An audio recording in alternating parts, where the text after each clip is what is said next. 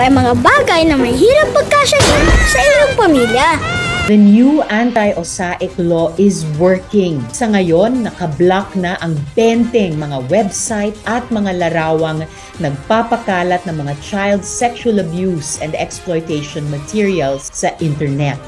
Binigyan din ng NBI ng kopya ang opisina ko ng mga links na inaksyonan nila. Bilang principal author ng batas, this is a very positive development in our fight against OSAIC. Ayon sa NBI Cybercrime, in compliance with the Anti-Online Sexual Abuse and Exploitation of Children OSAIC law, naaksyonan agad ng PLDT ang kanilang request na tanggalin ang mga mapang-abusong website. Dagdag pa nila, mas marami pang mga links at pictures ang maaaring ma-take down. Nagpapasalamat ako sa NBI at sa private sector tulad ng PLDT sa agarang aksyon.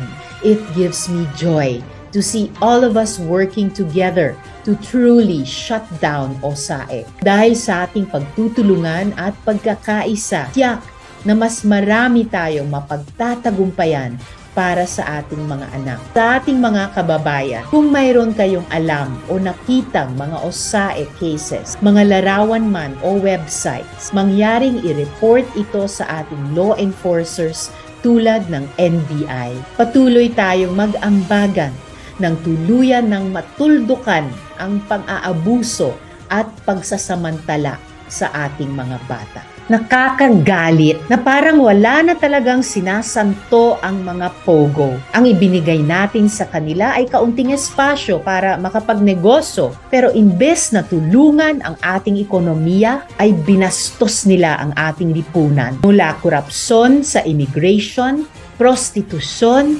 human trafficking, at ngayon naman, ayon sa DOJ, nagkakalat ng STDs sa ating mga kababayan. Puro konsumisyon ang napala natin sa mga ito. Saan magpapatingin at magpapagamot ang mga empleyadong nahawa ng STDs o anumang sakit? Saan sila magpapagamot?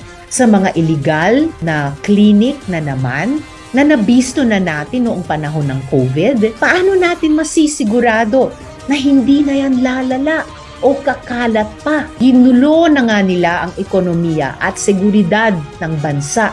Dinagdagan pa nila ng bigat ang ating health system habang nakikipagpatintero pa tayo sa pandemya. Kung sa mainland China, illegal ang ganitong sugal, dapat dito sa Pilipinas, hindi rin sila hayaang magpakasasa, lalo na't kalimitan ay mga sindikato at organized crime ang may hawak sa industriya ng pogo. Hanggang ngayon, di man lang natin alam kung ilan ba talaga sa mga companies at workers nila ang nag-ooperate dito sa Pilipinas. Kaya noong 18th Congress, ginawa natin ang lahat upang hindi maabuso ng pogos ang ating mga batas at karapatan. Kasama ang mga dating miyembro ng minorya, we voted no to the law creating a tax regime for pogos. Mula noon hanggang ngayon, hindi rin ako nagsasawang ipanawagan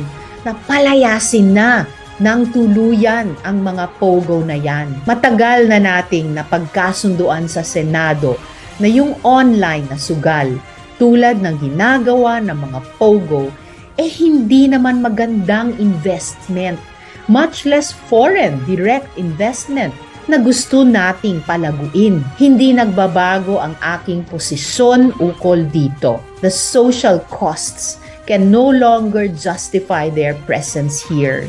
Inuulit ko, palayasin na natin ng tuluyan ang mga pogo. Francis Magalona. Para sa GMA Integrated News, Sandra Aguinaldo, nakatutok 24 oras.